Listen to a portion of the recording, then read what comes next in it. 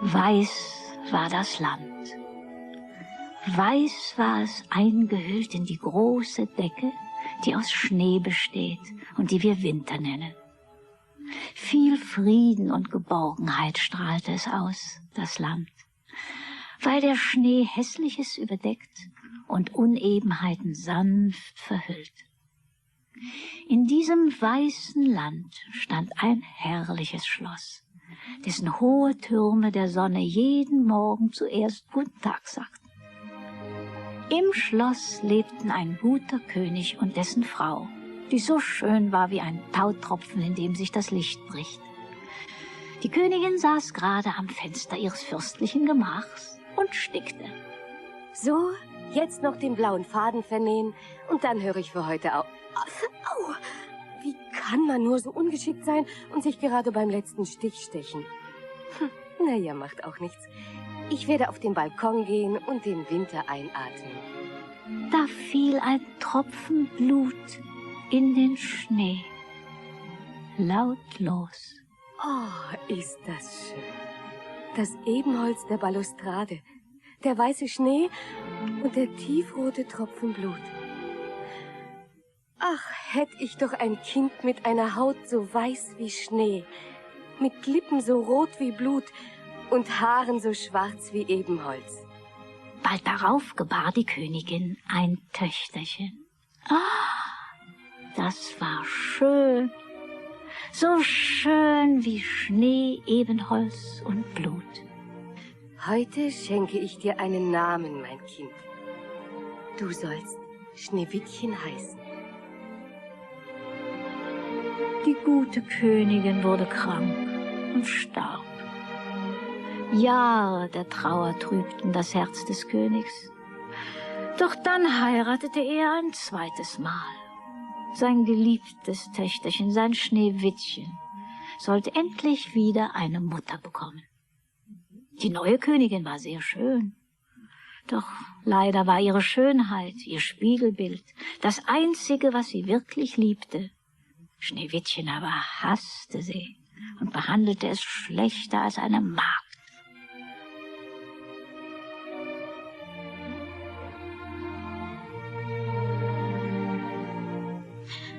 Warum nur muss Papa so viel regieren?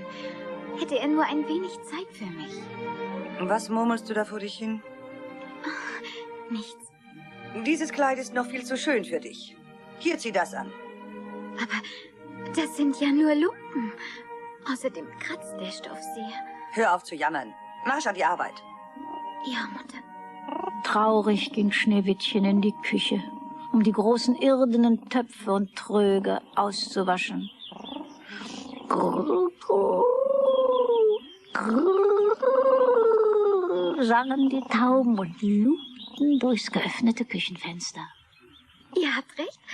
Warum traurig sein? Ich will lieber singen. Sing ein Lied, und du fühlst alles mit neuem Schwung. Komm, entflieht, du wirst wieder jung. Sei vergnügt, sing ein Lied, das ist das, ein dir Fröhlichkeit bringt, denn alles erblüht, wenn Musik erklingt. Sang bleibt verbittert, auch wenn's mal gewittert, glaube mir, der Sonnenschein stellt sich doch bald wieder ein. Drum sing ein Lied, du wirst sehen, plötzlich scheint dir die Welt wieder schön, ein Wunder geschieht, singst du fröhlich ein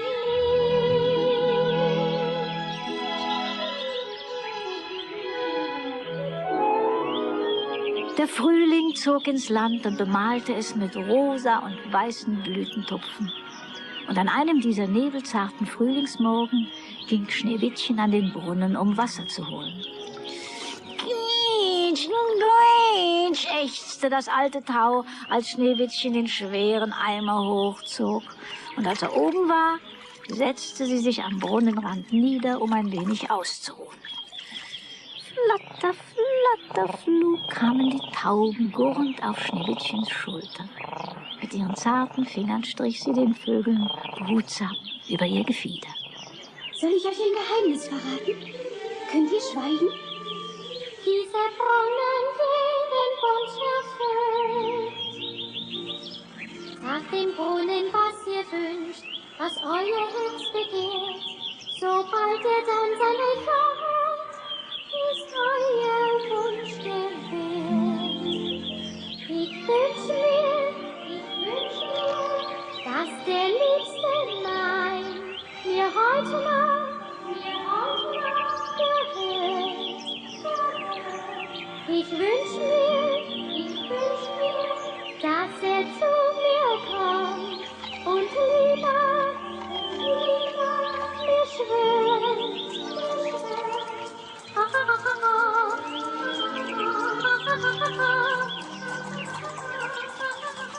Oh, wer taucht da aus dem Horizont auf?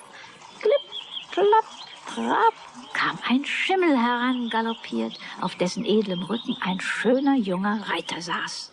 Ihr müsst sie sein, die Prinzessin Schneewittchen. Ja, mein Herr, die bin ich. Ich habe euch von weitem singen gehört und folgte dieser lieblichen Stimme. Ihr seid ja noch viel schöner, als man es mir berichtete. Lass mich gestehen, was ich dir sagen muss. Ein Lied will ich dir singen, ein Lied für dich allein. Ein Herz will ich dir bringen, das stets für dich schlägt, das immer dein Liebe hält mich gefangen, Liebe, die dir nur gilt. Ein Lied soll dir erklingen von der Liebe, die ich erfüllt. Darf ich mich zu euch setzen? Aber wer seid ihr? Ich kenne euch nicht. Und außerdem muss ich fort. Lebt wohl. Behend wie ein Reh lief Schneewittchen von dannen, hinein ins Schloss, dessen schwere Türen sich knarrend hinter ihr schlossen. Zur selben Zeit saß die Königin, Schneewittchens Stiefmutter, in ihrem herrschaftlichen Gemach. Sie trug ein wunderschönes seidenes Kleid, das von glitzernden Goldfäden durchzogen war, und auf ihrem Haupt funkelte ein Diadem. Gerade befragte sie ihren Zauberspiegel. Spieglein, Spieglein an der Wand, wer ist die Schönste im ganzen Land? Der Spiegel, der nie log, antwortete nicht sofort, und für den Bruchteil einer Sekunde trübte sich sein blankes Glas. Wenn Majestät den Spiegel fragt, ihr dieser stets die Wahrheit sagt. Ihr seid die Schönste nur in diesen Räumen. Doch will als Diener ich es nicht versäumen, euch heut zu sagen, es lebt ein Mädchen hier, das, meine Königin, ist schöner noch als ihr. Du lügst, du falscher Spiegel, lügst. Wer ist sie denn, die schöner ist als ich? Komm, sag es mir, mein Spiegel, sprich. Sie heißt Schneewittchen, meine Königin, so wahr ich euer treuer Diener bin. Die stolze Königin, die es nicht leiden konnte, von irgendjemandem an Schönheit übertroffen zu werden, ersann sofort einen teuflischen Plan. Schickt mir meinen Jäger. Hier bin ich, Hoheit. Wie steht's zu euren Diensten? Hör mir gut zu. Ich befehle dir, Schneewittchen in den tiefen Wald zu führen. Sorge dafür, dass sie nicht mehr zurückfindet. Hast du mich verstanden? Nein. Ja, Majestät. Ich will, dass Schneewittchen entweder vor Hunger und Kälte stirbt oder von den wilden Tieren in Stücke gerissen wird. Dann endlich bin ich wieder die Schönste im ganzen Land. Am folgenden Tag ging der Jäger schweren Herzens zu Schneewittchen. Die Sonne stand bereits hoch am Himmel. Prinzessin, ich habe den Befehl, euch zu bitten, die Arbeit liegen zu lassen und mich auf einem langen Spaziergang in den Wald zu begleiten. Oh, wie herrlich. Endlich komme ich aus dem Schloss heraus. Und vielleicht begegnen wir dem jungen Reiter, der mich neulich am Brunnen besuchte. Er ist so schön, dass er ein Prinz sein könnte. Das Vertrauen des jungen Mädchens rührte zwar das Herz des Jägers, aber dennoch befolgte er den Befehl der Königin und führte die Prinzessin in den dichten Wald.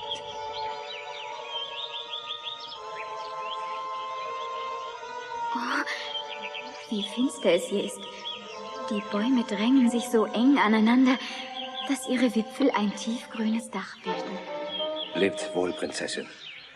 Verzeiht mir, aber ich muss euch hier verlassen. Verlassen? Hier? Aber warum denn? Die Königin will es so. Aber was habe ich meiner Stiefmutter denn getan? Der Himmel möge euch beschützen, Schneewittchen. Lebt wohl. Oh. Lebt wohl, Schneewittchen. Lebt wohl. Oh. Oh.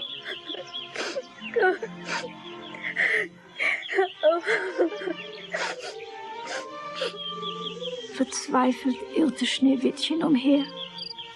Der Wald tauchte in die graue Dämmerung. Die Äste der Bäume griffen nach ihr. Sie zerrissen ihr Kleid und zerkratzten ihre Arme. Und bei jedem Schritt knackte und raschelte es unheimlich im Unterholz.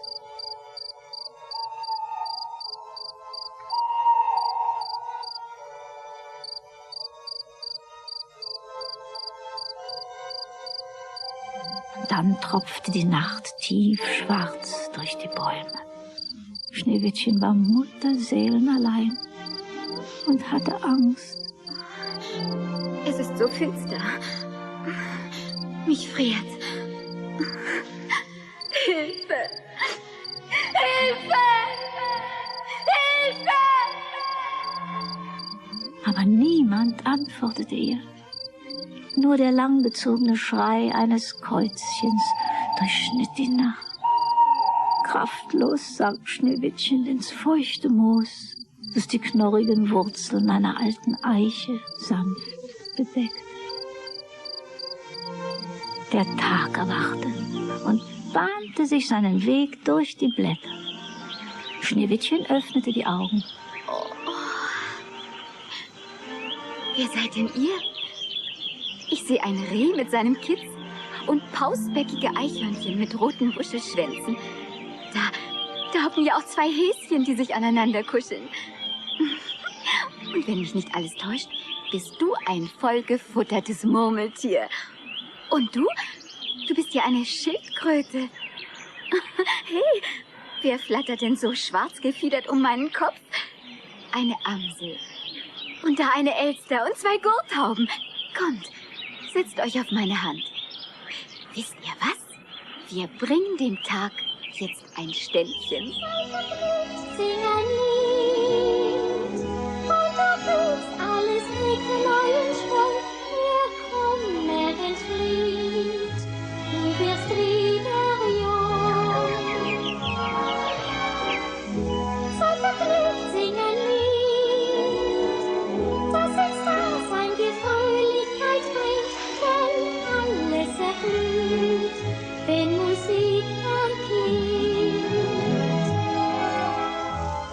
Sein Klang verbittert, auch wenn's mal gewittert, glaube mir, der Sonnenschein stellt sich doch bald wieder ein. Drum sing ein Lied, du wirst sehen, plötzlich scheint dir die Welt wieder schön, ein Wunder geschieht, singst du fröhlich ein Lied.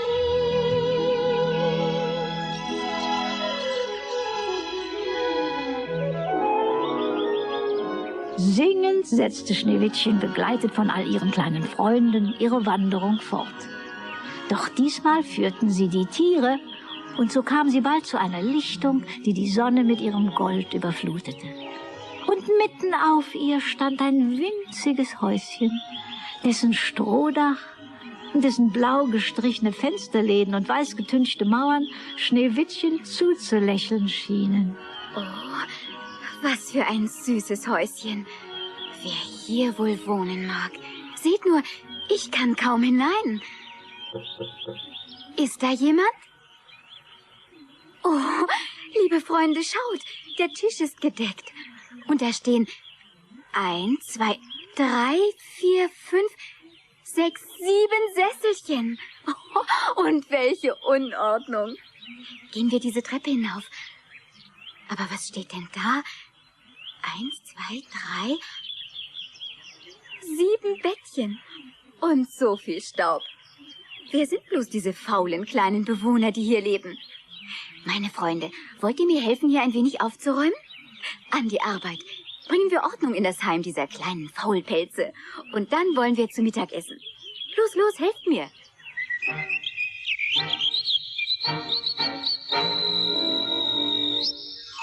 Wer bei der Arbeit treibt, mit frischem Mut sein Tag vertut, schafft ihn, wenn er's begreift, so meine Melodie. Du brauchst nicht lang, denn mit Gesang schaffst du so schnell wie nie. Das Regen wird zum Spiel, nimm auf für diesen Spiel. Wie jemand, den du zugetan, du fängst mit ihm zu tanzen an. Oh, was macht ihr denn da? Das gehört doch in den Abwasch. Drum sei gescheit, es fragt und sagt, wer bei der Arbeit treibt. Mit Feuereifer machten Schneewittchen und die Tiere sich an die Arbeit. Die gute Schildkröte stellte sogar ihren Rücken als Waschbrett zur Verfügung. Bald war das ganze Haus blitzblank.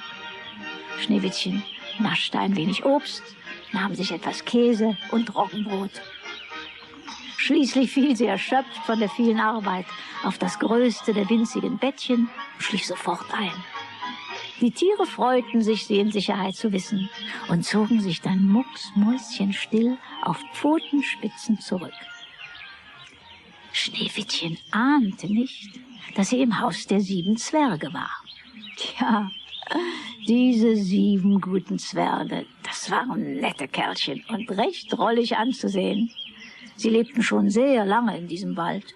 Jeden Tag marschierten sie im Gänsemarsch zu einer Mine am Fuß des Berges, aus der sie prächtige Diamanten herausbrachen, und abends kehrten sie im Gänsemarsch wieder nach Haus zurück und sangen dabei ein Lied. Wir rockern und wir plagen uns den lieben langen Tag. Wir graben, hacken pausenlos, so geht es Schlag auf Schlag. Es ist kein Trick mit viel Geschick. Und noch mehr Pick-Pick, da macht jeder mal sein Glück. Jeder Zwerg, In den Berg, in den Diamanten. Wir rackern und wir plagen uns, denn das ist unsere Pflicht. Wir schaffen, was der Berg verbirgt, hinaus ans Tageslicht. Wir graben Diamanten aus Und Rubine bringen wir nach Haus. Doch wir wissen nicht warum, wozu. Es lässt uns halt keine Ruhe.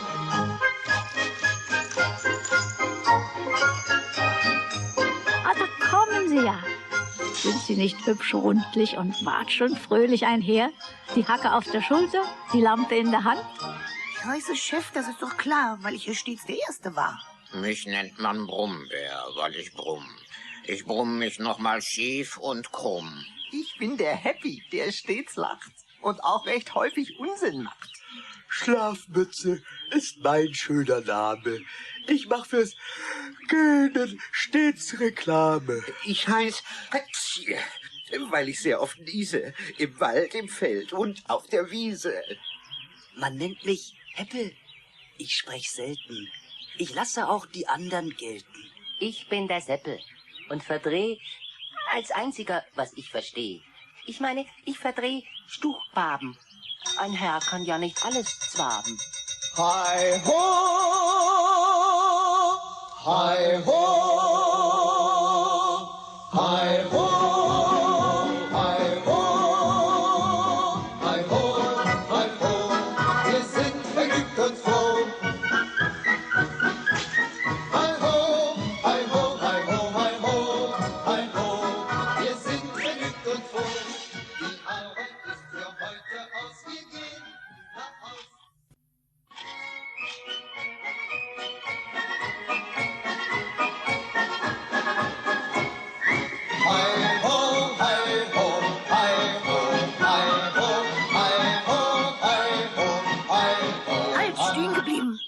Haus steht offen. Brumm, brumm, das macht mich ganz betroffen. Ich brauche eine Mütze Schlaf. Du altes, müdes Schaf. Er ist Scheinkas. Und doch fällt sich die Strage, was ich zu alledem hier sage. Im Häuschen flackert warm ein Feuer. Meine Freunde, das ist nicht geheuer. Seid doch bloß leise. Ein Zwerg, der liest, der hat eine Meise. Ist das denn wirklich unser Haus? Es sieht ja heute ganz anders aus. Bei meinem Bart, der schon ergraut. Wer hat uns unseren Staub geklaut? Staub hin, Staub her. Ich zähl jetzt Schäfchen und mach danach ein feines Schläfchen. Das Bett war leer. Doch schaut nur her. Da liegt ja wer. Mit weit aufgerissenen Kulleraugen bestaunten die 7 Zwerge Schneewittchen, das ruhig und fest schlief. Ihre weißen Bärte kräuselten sich vor Rührung und die Zipfelmützen standen vor Aufregung senkrecht in die Höhe. Ihr schönes Kleid ist ja zerrissen. Ich wett, die hat der Buchs gefissen. Die wacht bald auf. Jetzt oder nie. Oh. Aber wer seid denn ihr? Ihr seid ja 1, 2, 3, 4, 5, 6, 7 Zwerge. Oh, bitte jagt mich nicht fort. Beherbergt mich für diese Nacht. Eine Frau im Haus? Nein, brummig, nein. Ein echter Zwerg lebt stets allein. Was du hier murrst, klingt wirklich furchtbar kleinlich. Hört, hört, Freund Brummbär, der ist frauenfeindlich. Doch geht's nach mir, so bleibt das schöne Mädchen hier. Wir stimmen ab. Wer ist für das Mädchen? Ich. Danke, meine kleinen Freunde. Danke. Nun erzählte Schneewittchen den 7 Zwergen, was sie alles erlebt hatte.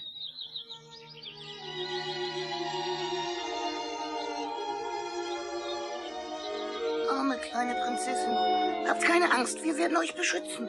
Ja, wir sind Stoß und Garg. Hör auf, du redest doch nur Quark. Prima Idee. Schneewittchen, kannst du Teesekorte backen und waschen und Bänden hügeln? Wie bitte? Ach, Seppel fragt, ob du Käsetorte backen und waschen und Hemden bügeln kannst. Aber sicher. Kannst du auch singen? Ja? Ich höre so gern was von Liebe. Oh ja, ling uns ein Siebeslied. Da umringten die 7 Zwerge Schneewittchen und lauschten andächtig, wobei ihre großen Knollennasen vor Bewunderung rot anliefen.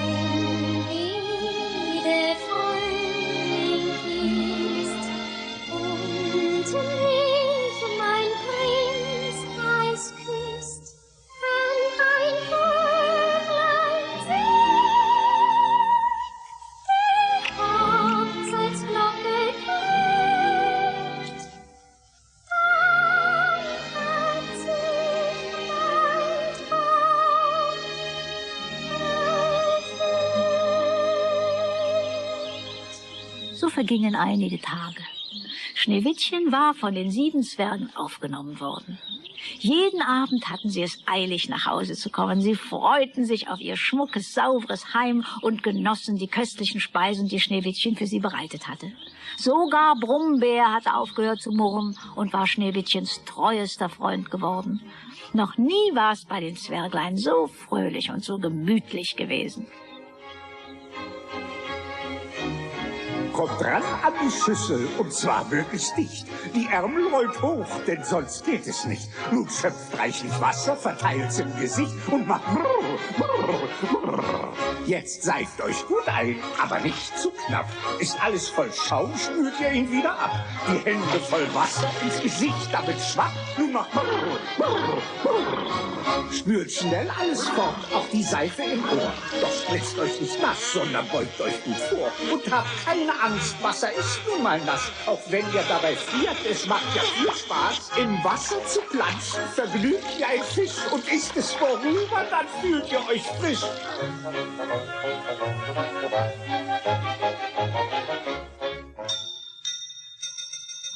Wieder einmal saß die eitle Königin im Schloss vor ihrem Zauberspiegel. Spieglein, Spieglein an der Wand, wer ist die Schönste im ganzen Land? Frau Königin, ihr seid die Schönste hier.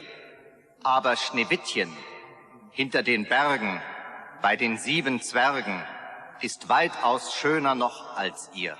Was? Sie lebt? Nun gut, so will ich selbst mich rächen.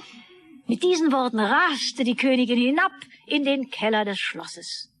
Und dort braute sie sich in einem Totenkopf einen Zaubertrank. Eine Prise Krötenspeck und 2 Löffel Hasendreck, einen Zeh vom Stachelschwein und ein altes Hexenbein, einen Liter Ginstersaft, der schenkt mir Verwandlungskraft. Grob gestoßene Blätter einer Eibe machen mich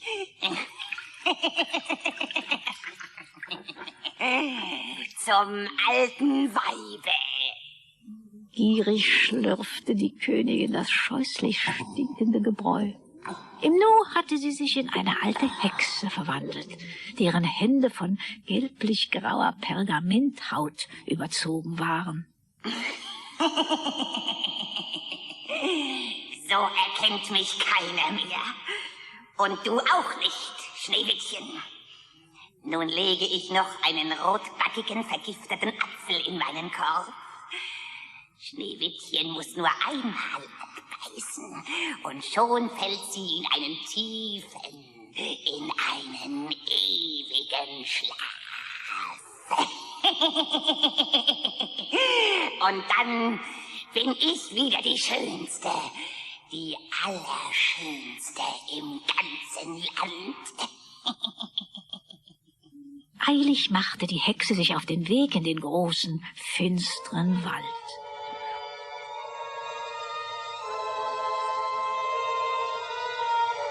Viele Tiere hatten Angst vor ihr. Die pausbäckigen Eichhörnchen sprangen in die Wipfel der Bäume. Das Reh hastete über die Lichtung, die Mäuse krabbelten in ihre Löcher. Doch die Vögel flogen zu Schneewittchen, um sie zu warnen. Auch die Hasen hoppelten hakenschlagend zum Haus der 7 Zwerge. Schneewittchen putzte, wie gewöhnlich, wenn die 7 Zwerge nicht da waren. Sie sah zwar, dass die Vögel verzweifelt mit den Flügeln flatterten. Sie hörte ihr Krab, Krab, Krab, Krab, Jungo. Sie wunderte sich, dass die Häschen aufgeregt am Boden scharrten. Aber leider verstand sie die Sprache ihrer Freunde nicht. Warum seid ihr denn so aufgeregt? Ist ein Gewitter im Anmarsch? Brennt der Wald? Was soll schon sein?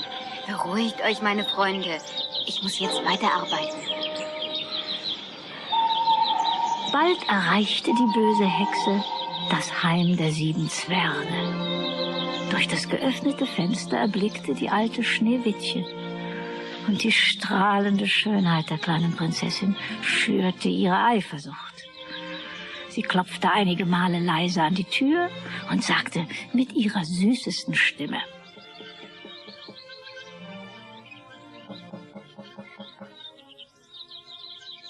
Hab Mitleid mit einem armen alten Weib, mein Kind, und erlaub mir, mich nach meiner langen Wanderung ein wenig auszuruhen. Meine alten Beine tragen mich nicht mehr. Zuerst erschrak Schneewittchen beim Anblick der Alten. Aber sie folgte ihrem guten Herzen und bat sie dennoch einzutreten. Kommt, gute Frau, setzt euch. Ruht euch nur aus, solange ihr wollt. Habt ihr Hunger? Oder Durst? Nein, mein Kind. Aber danke für deine Gastfreundschaft. Ich will mich bald wieder auf den Weg machen. Ich gehe ins Dorf, um die Früchte meines Gartens zu verkaufen. Willst du davon kosten? Oh, danke, liebe Frau. Ich will euch nichts wegessen. Aber nicht doch. Nimm nur, mein Kind. Hier, schau dir diesen schönen Apfel an. Ist er nicht herrlich rot und fest? Nimm ihn. Ich schenke ihn dir. Da ihr ihn mir so herzlich anbietet, gute Frau, will ich ihn gern nehmen. Ich werde ihn meinem Freund Seppel schenken. Der nascht so gern. Nein, nein, mein Kind. Er ist für dich. Beiß nur hinein. Es ist eine köstliche Frucht. Süß und saftig. Ich bitte dich, nimm ihn als Dank einer armen alten Frau. Kaum aber hatte Schneewittchen in den vergifteten Apfel gebissen, als ihr auch schon furchtbar schlecht wurde. Sie schrie erst laut auf und sank dann ohnmächtig zu Boden.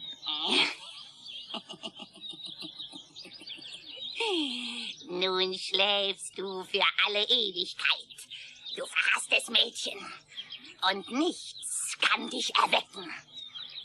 Allein ein sanfter Kuss des Prinzen kann den Zauber lösen und dir wieder Leben schenken. Aber er ahnt ja nicht, dass du hier bist. Und er wird dich niemals finden. Ich bin wieder die Schönste im ganzen Land. Ich.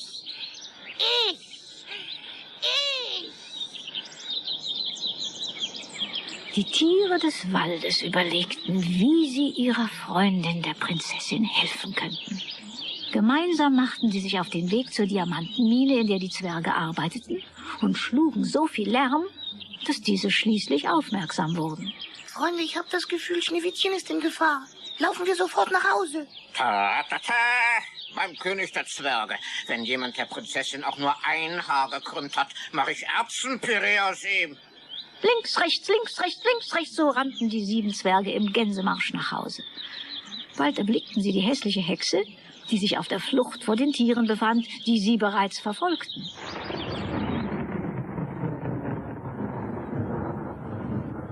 Da brach ein höllisches Gewitter aus. Der Himmel verfärbte sich schwarz, weißgelbe Blitze durchzuckten drohend die Finsternis, die Wolken öffneten sich und aus ihnen strömten wahre Wasserfluten.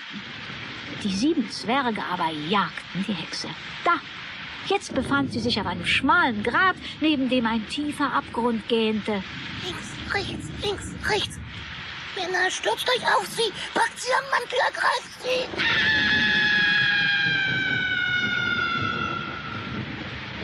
Die Hexe stürzte hinab in den Abgrund, der sie für immer verschlang. Kehrt, Marsch. Links, rechts. Strengt eure kurzen Beine an. Ja, kränkt eure Stürzen eine Bahn. Ich meine, kennt, so schnell ihr rennt. Mein kahnloser Hopf sagt mir, Schneewittchen lebt in Schwebensgefahr. Endlich haben die 7 Zwerge keuchend und prustend ihr Haus erreicht. Aber da, vor ihnen liegt Schneewittchen, leblos auf dem Boden. Und neben ihr der Rest des vergifteten Apfels.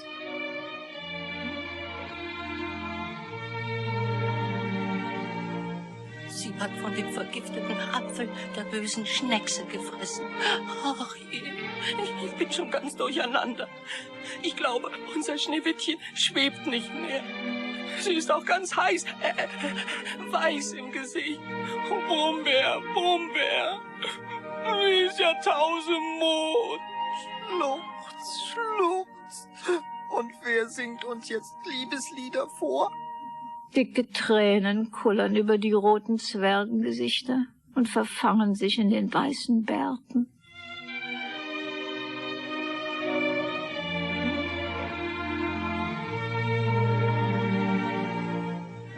Die Zwerge errichteten für ihr totes Schneewittchen ein Lager aus Kristall und Rosenholz, das sie mit den kostbarsten Diamanten aus ihrer Mine schmückten.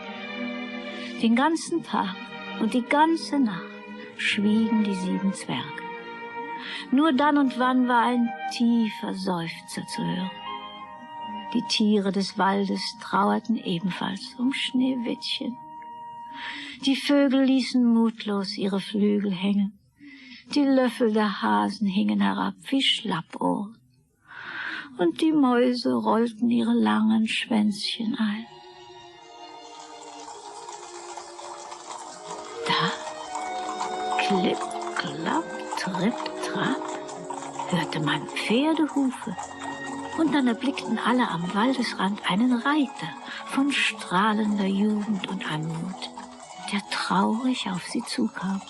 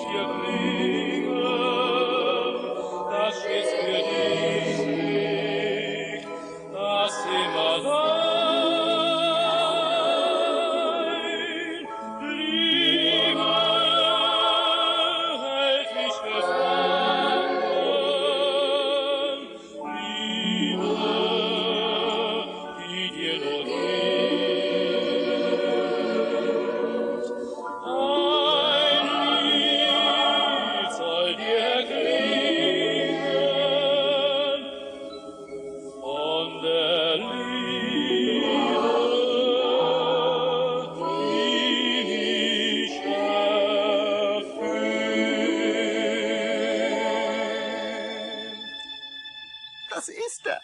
Natürlich. Das muss er sein. Wer? Der Prinz, von dem Schneewittchen so lange geträumt hat. Ja, wer seid denn ihr? Wir sind die 7 Prinzen, lieber Zwerg. Und die böse Bechse hat Schneewittchen einen... Ach, sei ruhig, Seppel. Du redest doch nur Unsinn. Wir sind die 7 Zwerge, lieber Prinz. Wir hatten Schneewittchen bei uns aufgenommen. Doch als wir fort waren, kam die böse Königin als Hexe verzaubert in den Wald. Sie gab Schneewittchen einen vergifteten Apfel, der unsere liebe Prinzessin in einen ewigen Schlaf versetzt hat. Ewig wird er nicht erschlafen. Ich kenne das Heilmittel, das Schneewittchen wieder erwecken wird. Kannst du das? Ist das wahr? Da kniete der Prinz neben Schneewittchen nieder und küsste sie sanft auf ihre bleichen Lippen. Sofort öffnete sie die Augen und lächelte. Oh, mein Prinz. In allen meinen Träumen habe ich euch gesehen. Und ich wusste, eines Tages würdet ihr kommen. Da nahm der Prinz Schneewittchen behutsam in die Arme und hob sie in den Sattel seines Pferdes. Die 7 Zwerge begleiteten das glückliche Paar bis zum Waldrand, wo sie sich von ihnen verabschiedeten. Schneewittchen, wir sagen dir auf Wiedersehen. Schneewittchen, unsere Zeit war wunderschön. Schneewittchen, deine 7 Zwerge verziehen sich jetzt in ihre Berge. Ich lies dir nach. Oh, welche Schande, welche Schmach. Schneewittchen, ich wünsch dir viel Glück und denk auch mal an uns zurück. Auf Wiedersehen, meine treuen Freunde. Habt Dank. Habt vielen, vielen Dank. Komm, lass uns in mein Schloss rein.